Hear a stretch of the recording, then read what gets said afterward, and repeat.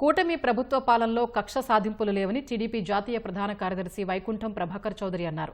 Vallabhaneni Vamsi arrest విషయంలో ఎలాంటి కక్ష సాధింపులు లేవని చట్ట ప్రకారమే చర్యలు తీసుకున్నట్లు స్పష్టం చేశారు. వైసీపీ పాలన అవినీతి అక్రమాల్ని ఆ పార్టీ నేతలు గుర్తు చేసుకోవాలని ప్రభాకర్ చౌదరి అన్నారు. వంశీని ప్రభుత్వం వస్తానే వెంటనే పోయి ఎవరు కూడా ఏమీ యాక్షన్ తీసుకోలేదు కదా. అంటే చట్ట ప్రకారం ఎక్కడెక్కడ ఏం జరిగింది అనేటువంటిది చేసుకున్నారు. మరి వంశీని నాకు ఆరోగ్యం బాగలేదు, అచ్చెన్నాయుడులాగా ఫైల్స్ ఉన్నాయి అని చెప్పి సుదూర ప్రాంతాల్లో లేదా అనేక జిల్లాలు తిప్పలేదు కదా. ఇంకా వంశీ విషయంలోనే మీరు ఏదైనా ఉంటే న్యాయపరంగా కోర్టుకు పోండి, బెయిల్ తీసుకోండి, చట్టపరంగా పోరాడండి. అంతేగాని అతన్ని మానసికంగానో లేదా మరో రకంగానో భౌతికంగానో ఎక్కడైనా హింసించిన సాక్ష్యాధారాలు ఉన్నాయా?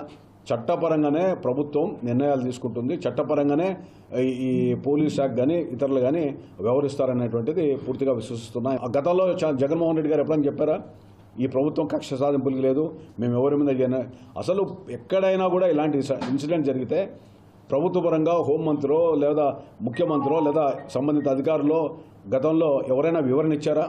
ఎవరైనా మాట్లాడేటువంటి స్వేచ్ఛ ఉందా? ఏం జరుగుతుందో కూడా తెలియని పరిస్థితి. ఈరోజు ఆ విధంగా ఎవరైనా బహిరంగంగా మాట్లాడుతున్నారు, చెప్తున్నారు, ఇది పరిస్థితి, చట్టపరంగా చర్యలు తీసుకుంటున్నామని చెప్తున్నారు.